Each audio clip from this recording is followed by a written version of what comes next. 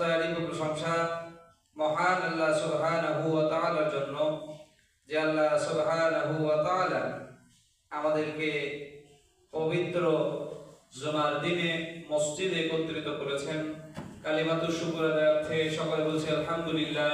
আলহামদুলিল্লাহ। দরুদ ও সালাম বর্ষিত হোক সর্বকালের সর্বযুগের সর্বশ্রেষ্ঠ মহামানব জনাব মুহাম্মদুর রাসূলুল্লাহ সাল্লাল্লাহু আলাইহি ওয়াসাল্লামের প্রতি। আমরা পবিত্র জুমার দিন তথা সাইয়্যিদুল আইয়াম বা সপ্তাহের শ্রেষ্ঠ দিন জুমার দিনে মসজিদে একত্রিত হয়েছি। আল্লাহ সুবহানাহু ওয়া তাআলা আমাদেরকে মসজিদে আসার সুযোগ করে দিয়েছেন। আল্লাহ সুবহানাহু ওয়া তাআলা অনেক বান্দা মহল্লার মধ্যে আছে, এখনো মসজিদে উপস্থিত হতে পারে নাই। কেউ কেউ মসজিদে উপস্থিত হবেন, আবার কোন কোন বান্দাকে আল্লাহ রাব্বুল আলামিন বিভিন্ন রোগ, বিভিন্ন শোক, হাসপাতালের বেড, ক্লিনিকের বেড, অসুস্থতার মধ্যে বিছানার মধ্যে ফেলে রেখেছেন। কি বলে ঠিক কিনা? আমাদেরকে আল্লাহ সুবহানাহু ওয়া তাআলা করুণা করেছেন, দয়া করেছেন, অনুগ্রহ করেছেন, ভালোবেসেছেন। এজন্য আমরা মসজিদের মধ্যে আসতে পেরেছি। যদি আল্লাহ সুবহানাহু ওয়া তাআলা অনুগ্রহ না দিতেন তাহলে আমরা আসতে পারতাম না। আল্লাহ সুবহানাহু ওয়া তাআলা কোরআনুল কারীমের মধ্যে বলেন, আল্লাহ সুবহানাহু ওয়া তাআলা যার কল্যাণ চান, মান ইউরিদুল্লাহু বিহি খায়রুন ওয়া ইউফাক্কিহু ফিদ্দীন, যার আল্লাহ সুবহানাহু ওয়া তাআলা কল্যাণ চাই, ভালো চান, তাকে আল্লাহ রাব্বুল আলামিন দ্বীনের কথা, দ্বীনের ইলম, কোরআনের জ্ঞান দান করেন। পাশাপাশি আল্লাহ সুবহানাহু ওয়া তাআলা আমাদের যাদের ভালো চান তাদেরকে তার ইবাদত, বন্দেগী, দাসত্ব আর গোলামি করার মধ্যে রাখেন। আল্লাহ চাইলে আমাদেরকে গাফেলও করতে পারতেন। আমাদেরকে হেদায়েত দিয়েছেন, ইসলামের পথে এনেছেন, কোরআনের পথে এনেছেন, শেষ নবীর উম্মত হিসেবে কবুল করেছেন। এটা আল্লাহ সুবহানাহু ওয়া তাআলার বিশেষ এক অনুগ্রহ। আমরা আজকে আলোচনা করব, প্রত্যেক জুমায় আমরা বিভিন্ন বিষয়াদি কোরআন হাদিস থেকে এবং বর্তমান প্রেক্ষাপটকে সামনে নিয়ে বিভিন্ন বিষয়ের উপর আলোচনা করি। কোন কোন জুমায় দেখা যায় একদিনে একটা বিষয়, যদি ছোট বিষয় হয় তাহলে শেষ হয়ে যায়, না হলে ধারাবাহিক 2-3টা জুমায় আমরা বিষয়গুলো আলোচনা করি। ধারাবাহিকতায় আজকে আমরা পবিত্র কোরআনুল কারীমের 27 নম্বর সূরা, 19 এবং 20 নম্বর পারায় সূরাতুন নামল থেকে কিছু অংশ তেলাওয়াত করেছি, যেখানে আল্লাহ সুবহানাহু ওয়া তাআলা জগৎ বিখ্যাত নবী সাইয়েদনা সুলাইমান আলাইহিস সালাম, তিনি কিছু পশু পাখির ভাষা বুঝতেন, সেই পশু পাখির কথা এবং জগৎ বিখ্যাত সূর্য পূজারী রানী বিলকিস, সাবা সম্প্রদায়ের রানী বিলকিস এর ঘটনাবলী আল্লাহ সুবহানাহু ওয়া তাআলা উল্লেখ করেন। আমরা দেখে নিই সূরাতুন নামল, পবিত্র কোরআনুল কারীমের 27 নম্বর সূরা, 19 এবং 20 নম্বর পারায় অবস্থিত। এই সূরাতুন নামল পবিত্র কোরআনুল কারীমের একমাত্র সূরা, যেই সূরাতে আল্লাহ সুবহানাহু ওয়া তাআলা একজন পিপীলিকা প্রাণীর নাম দিয়ে আল্লাহ সুবহানাহু ওয়া তাআলা, ছোট্ট একটা প্রাণীর নাম দিয়ে আল্লাহ সুবহানাহু ওয়া তাআলা সূরা লিপিবদ্ধ করেছেন। আর নামল শব্দের অর্থ হচ্ছে পিপীলিকা। পবিত্র কোরআনুল কারীমের 114টা সূরার মধ্যে সবচেয়ে ছোট প্রাণী নিয়ে আর সবথেকে ক্ষুদ্র একটা প্রাণী, যাদেরকে আমরা কিছুই মনে করি না, এই পিপীলিকাকে নিয়ে আল্লাহ সুবহানাহু ওয়া তাআলা কোরআনুল কারীমে এই সূরাটা নাযিল করেছেন। সূরাতুন নামল সম্পর্কে আরো কিছু তথ্য। পবিত্র কোরআনুল কারীমে আল্লাহ সুবহানাহু ওয়া তাআলা সর্বমোট 114 বার বিসমিল্লাহির রহমানির রহিম বলেছেন। 113টা সূরার শুরুতে আল্লাহ বিসমিল্লাহির রহমানির রহিম বলেছেন। একটা সূরার শুরুতে আল্লাহ বিসমিল্লাহ বলেন নাই, সেটা হচ্ছে সূরাতুত তাওবা। আর যে সূরাটা আমরা তেলাওয়াত করেছি সূরাতুন নামল, এই সূরাতুন নামলের মধ্যে আল্লাহ সুবহানাহু ওয়া তাআলা দুইবার বিসমিল্লাহ বলেছেন, একটা সূরাতুন নামলের শুরুতে আর একটা সূরাতুন নামলের মাঝখানে। আমরা আলোচনার মধ্যে পড়ব। তাহলে আমরা যেখান থেকে শুরু করেছি সেটা হলো সূরাতুন নামলের 19 নম্বর আয়াত। আল্লাহ সুবহানাহু ওয়া তাআলা বলেন, وَتَفَقَتْ الطَّيْرُ فَقَالَ مَا لِي لَا أَرَى الْهُدْهُدَ أَمْ كَانَ مِنَ الْغَائِبِينَ। সাইয়েদনা সুলাইমান আলাইহিস সালামকে আল্লাহ সুবহানাহু ওয়া তাআলা এত ইলম আর জ্ঞান দান করেছিলেন। সুলাইমান আলাইহিস সালাম বিভিন্ন পশু পাখি, জীবজন্তু, প্রাণী, এমনকি পিপীলিকার ভাষা পর্যন্ত সুলাইমান আলাইহিস সালাম বুঝতেন। সাইয়েদনা সুলাইমান আলাইহিস সালাম খবর নিলেন, একটা সফরের মধ্যে খবর নিলেন আমার সমস্ত প্রাণীগুলোর কি অবস্থা, পাখিগুলোর কি অবস্থা। পাখিগুলো বলতে বলতে উনি হুদহুদের খবর নিলেন। উনি বললেন ওয়াতাফাকাত তায়র, পাখিদের কি অবস্থা। ফাকালা মালি আরাল হুদহুদ, হুদহুদ কোথায়। হুদহুদ সেই সময়ের একটা জ্ঞানী পাখি। বর্তমান সময়ে আমরা গ্রামের ভাষায় যেটাকে কাঠঠোকরা বলি, এই ধরনের প্রাণী, তবে এটা নয়। এই ধরনের একটা পাখি ছিল হুদহুদ। হুদহুদের বৈশিষ্ট্য ছিল, হুদহুদ একটা জ্ঞানী প্রাণী সমূহের মধ্যে একটি ছিল হুদহুদ। হুদহুদের একটা বৈশিষ্ট্য ছিল, সেটা হলো হুদহুদ যখন কোন মাটির উপর ঠোঁটটা নাড়াতেন, ঠোঁটটা লাগাতেন, বলে দিতে পারতেন এই মাটির নিচে কি আছে, এই মাটির কত দূর পরে পানি আছে। যখন এরকম বলতেন, সুলাইমান আলাইহিস সালামকে আল্লাহ রাব্বুল আলামিন এত ইলম দান করেছিলেন। সমস্ত পশু পাখি এমনকি জিন পর্যন্ত তার বাধ্য ছিল। জিনদেরকে দিয়ে উনি বড় ধরনের কাজ করে নিতেন। এমনকি বাইতুল মুকাদ্দাসের পূর্ণ নির্মাণও উনি পরিপূর্ণ জিনদের দ্বারা করে নিয়েছিলেন। সুলাইমান আলাইহিস সালাম এবার বললেন, হুদহুদ কোথায়? আমরা মরুভূমির মধ্যে অবস্থান করছি, এই মধ্যে আমাদের পানি প্রয়োজন, আমাদের সঙ্গীদের পানি প্রয়োজন। হুদহুদ দেখে আমাকে বলে দিবেন কোথায় সবথেকে কাছে পানি পাওয়া যায়। কোথায় সবথেকে কাছে পানি পাওয়া যায় মানে একই এলাকার মধ্যে দেখবেন কারো 40 ফিট নিচে যে পানি পাওয়া যায়, কারো 50 ফিট নিচে যে পানি পাওয়া যায়। আবার যদি নদীর কাছাকাছি এলাকাতে হয় তাহলে 30 ফিট 20 ফিটেও পানি পাওয়া যায়। কি বলেন, ঠিক কিনা? আমাদের বগুড়ার সারিয়াকান্দি, গাবতলী এদিকে যদি দেখা যায় তাহলে 30 ফিটেও পানি পাওয়া যায়। আবার আমাদের বিভিন্ন জায়গাতে দেখা যায় 60-70 ফিট খুঁজতে হয় পানির জন্য। কি বলেন, ঠিক কিনা? এরকম পানির লেয়ার বলে দিতে পারতো হুদহুদ। এজন্য হুদহুদকে খবর করলেন, হুদহুদ কোথায়? মিনাল গায়বিন, সে অদৃশ্য কেন, আমার আশেপাশে নেই কেন, সে আসেনি কেন, কি হয়েছে? লা উআযিবান্নাহু আযাবান শাদীদা, সে যদি অসুস্থ থাকে, সে যদি অনুপস্থিত থাকে, অনুপস্থিতি আমি তাকে দেখছি, আমি তাকে কঠিন শাস্তি দিব। লা উআযিবান্নাহু আযাবান শাদীদা, আমি তাকে কঠিন শাস্তি দিব। আউলা আযান্নাহু আও ইয়াকতুলু, অথবা আমি তাকে হত্যা করব। হুদহুদকে অনুপস্থিত দেখছি, আমি তাকে কঠিন শাস্তি দিব অথবা আমি তাকে হত্যা করব। বিসুলতানিম মুবিন, সে যদি সঠিক কারণ আমাকে ব্যাখ্যা করতে না পারে তাহলে এই পাখিটাকে আমি কঠিন শাস্তি দিব অথবা জবাই করে ফেলব।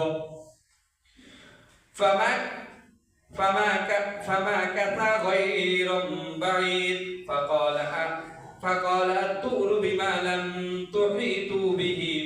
অতঃপর হুদহুদ সুলাইমান আলাইহিস সালামের কাছে আসলেন এবং আসার পরে সুলাইমান তাকে বলছেন, কই গিয়েছিলে, উপযুক্ত কারণ বলো, নইলে আমি তোমাকে কঠিন শাস্তি দেব অথবা জবাই করে ফেলবো। তুমি আমাকে বলো কি কাহিনী, কি কারণ, কোথায় গিয়েছিলে? এবার বললেন, ফামাকাশা গায়রাম বাঈদ ফাকালা, এ নবী সুলাইমান উত্তেজিত না হয়ে আমার কথা মনোযোগ দিয়ে শুনেন।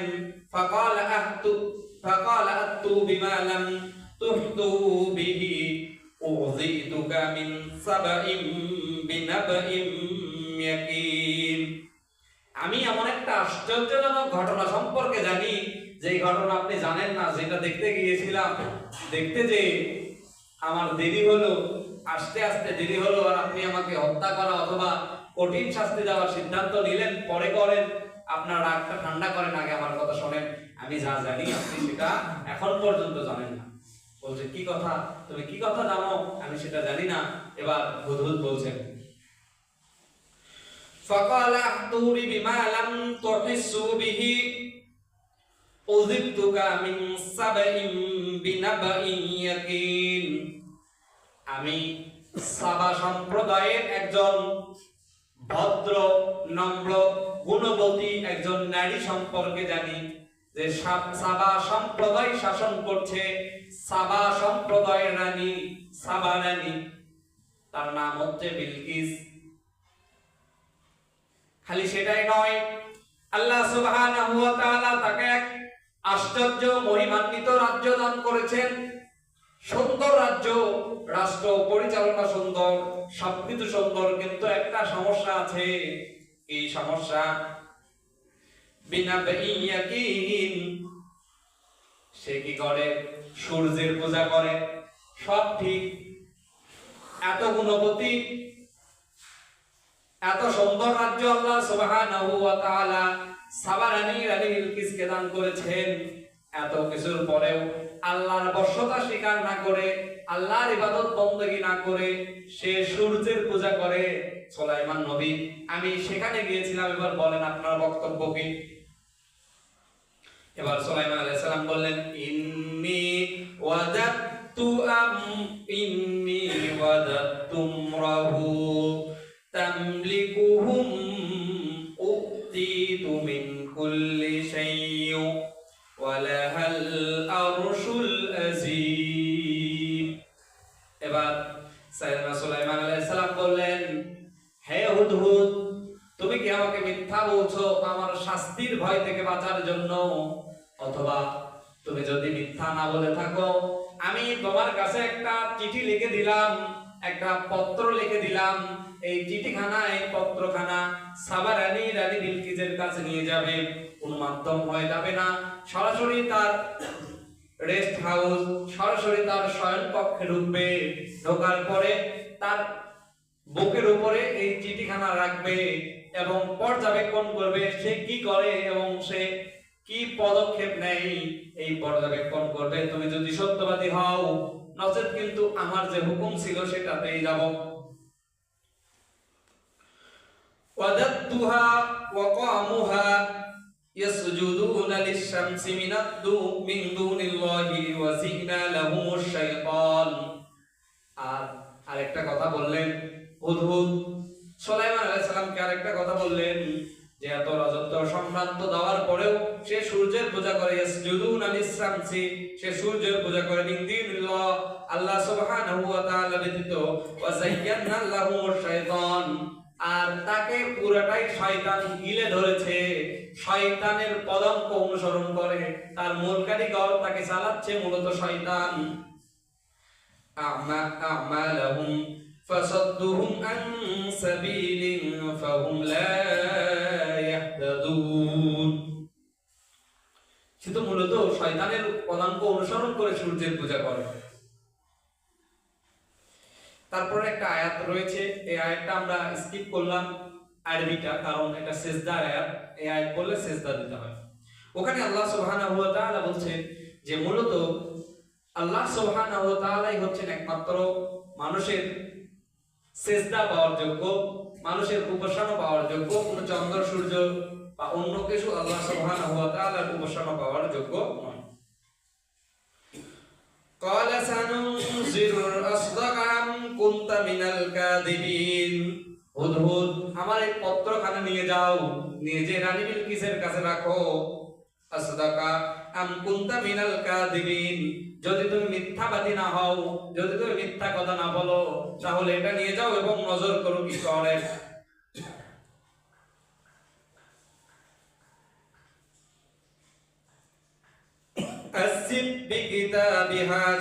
যখন হুদহুদ এই চিঠিখানা, পত্রখানা রানী বিলকিসের কাছে নিয়ে গেলেন।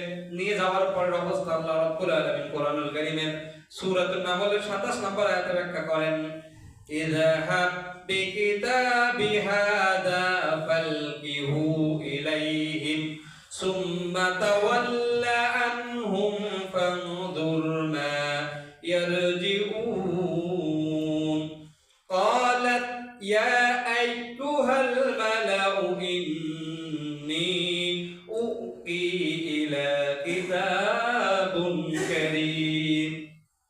এবার হুদুদ পাখি যখন চিঠিখানা পত্রখানা রানী বিলকিসের রুমের মধ্যে নিয়ে যে রানী বিলকিসের বুকের উপর রাখলেন, রানী বিলকিস ঘুম থেকে জাগ্রত হওয়ার পরে আশ্চর্য হলেন, আমার কামরার মধ্যে কেউ আসতে পারে না।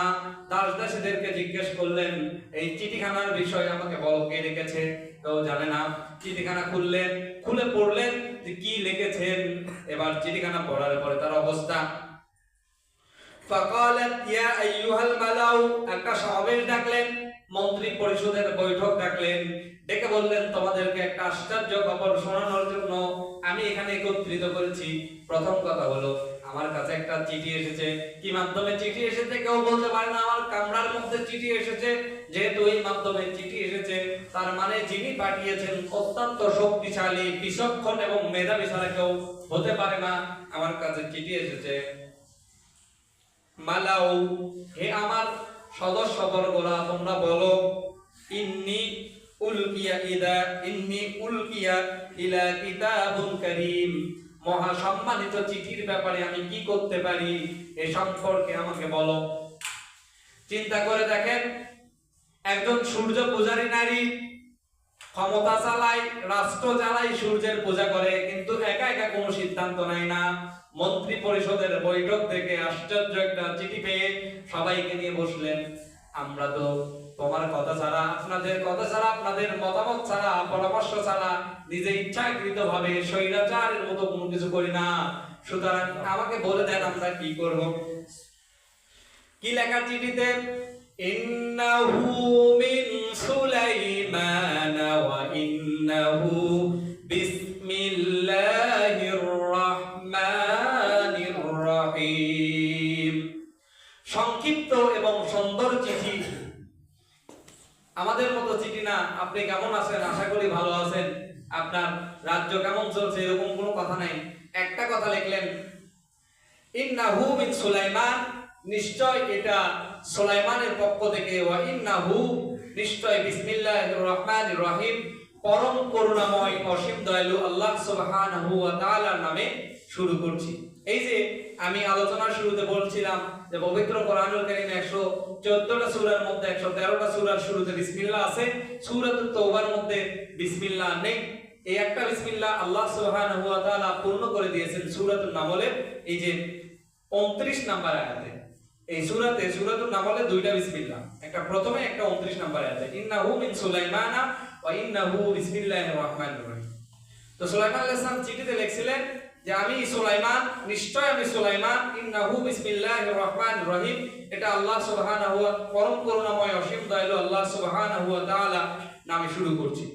আল্লাহ তা'দিলু, আল্লাহ তাআলু আলা উতিনিল মুসলিমিন, দুই লাইনে চিঠি শেষ। আল্লাহ তাআলু, আল্লাহ, ওয়া আতুনি মুসলিমিন, তুমি আত্মসমর্পণকারী হয়ে যাও, সূর্যের পূজা বাদ দাও, চন্দ্রের পূজা বাদ দাও, সবকিছু বাদ দিয়ে আল্লাহ সুবহানাহু ওয়া তাআলার দাসত্ব করো। যখন চিঠিটা পড়লেন তখন মুসলিমিন শব্দের অর্থ হচ্ছে আত্মসমর্পণকারী। মুসলিম শব্দের অর্থ আত্মসমর্পণকারী, অর্থাৎ যে ব্যক্তি নিজের সমস্ত চাহিদাকে বাদ দিয়ে, নিজের মন গড়া চাহিদাকে বাদ দিয়ে আল্লাহ সুবহানাহু ওয়া তাআলার চাহিদা অনুযায়ী নিজের জীবন পরিচালনা করে, তাকে বলে মুসলিম। আপনার চাহিদা হলো যে এখন আপনি কাজ করতেছেন, সকালবেলা গেছেন, সন্ধ্যা পর্যন্ত কাজ করতেছেন, মাঝখানে আল্লাহ সুবহানাহু ওয়া তাআলার হুকুম ছিল জোহরের আযান, জোহরের নামাজ যখন আযান হলো আপনি কাজ করতেছেন, এখন আর আপনি কাজ করতে পারবেন না, এখন আপনাকে এসে ওযু করে গোসল করে নামাজের মধ্যে আসতে হবে। আপনি দোকানে গেছেন, বাজারে গেছেন, বাজার করতে, হাট করতে, আসরের আজান দিয়েছে, তখন আর আপনার বাজার তখন থাকবে না, বাজার স্টপ করে দিয়ে, বাজার বাদ দিয়ে ওযু করে মসজিদে যে নামাজ পড়তে হবে, এরকম কাজ করাকে বলে মুসলিম, অর্থাৎ আত্মসমর্পণ। তো রানী বিলকিস একটু ভুল বুঝেছিলেন যে আত্মসমর্পণ মানে হয়তো সে আমাদেরকে বলেছে তার বশ্যতা স্বীকার করে নেওয়া। যদি এরকম হয় তাহলে কি করা যায়? পরবর্তী ঘটনাগুলো আমরা ইনশাআল্লাহ সামনে জমায় আলোচনা করব।